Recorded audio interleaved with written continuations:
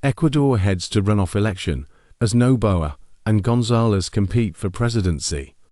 Guayaquil, Ecuador is set for a decisive presidential runoff after conservative incumbent Daniel Noboa and leftist lawyer Luisa González emerged as the top contenders in Sunday's election, surpassing 14 other candidates. The runoff, scheduled for April 13th, mirrors the October 2023 snap election that initially brought Noboa to power for a shortened 16-month term. Now, both candidates are campaigning for a full 4-year term, vowing to tackle the rampant crime that has gripped the nation in recent years. The surge in violence is linked to drug trafficking networks operating between neighboring Colombia and Peru, leaving many voters desperate for a leader who can restore safety and stability. With 80% of ballots counted, Ecuador's National Electoral Council reported Noboa secured 44.43% of the vote, closely followed by González at 44.17%. The remaining candidates trailed significantly. Voting is mandatory in Ecuador, with over 83% of the 13.7 million eligible citizens participating in the election. Crime dominates the election debate.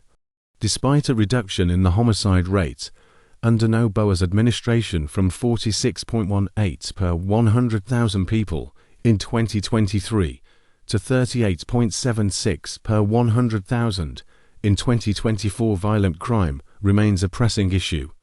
Kidnappings and extortion have surged, leaving many Ecuadorians fearful in their daily lives.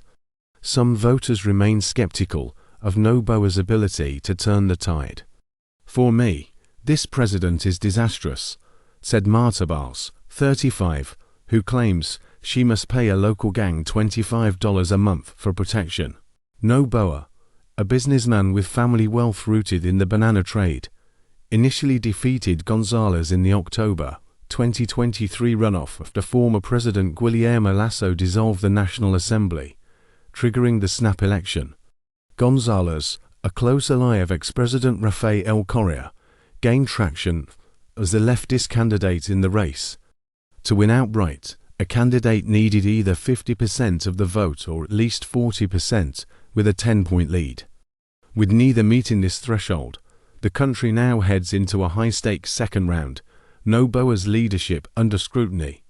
Since taking office, Noboa, 37, has faced criticism for his hardline approach to crime, including declaring a state of internal armed conflict in January 2024 to deploy military forces against criminal groups.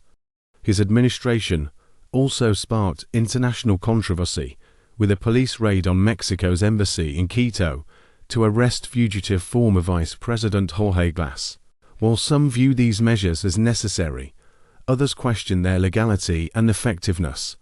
"Noboa is the only person hitting organized crime hard," said retiree German Rizzo, who supports his re-election. González gains momentum. González, 47, served in various government roles during Correa's presidency 2007 to 2017, a period marked by economic growth, but also accusations of authoritarianism and corruption. Correa himself was sentenced in absentia for corruption in 2020. Despite earlier projections favoring Noboa, political analysts now see the close first-round results as a win for González's campaign.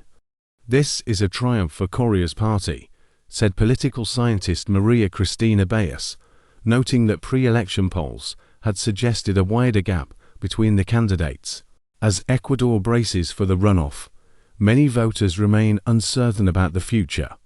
"If I could, I wouldn't be here," said Keila Torres, an architecture student who has witnessed multiple violent crimes.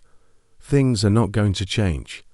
With both candidates promising to restore security and economic stability, Ecuadorians must now decide who they trust to lead the nation for the next 4 years.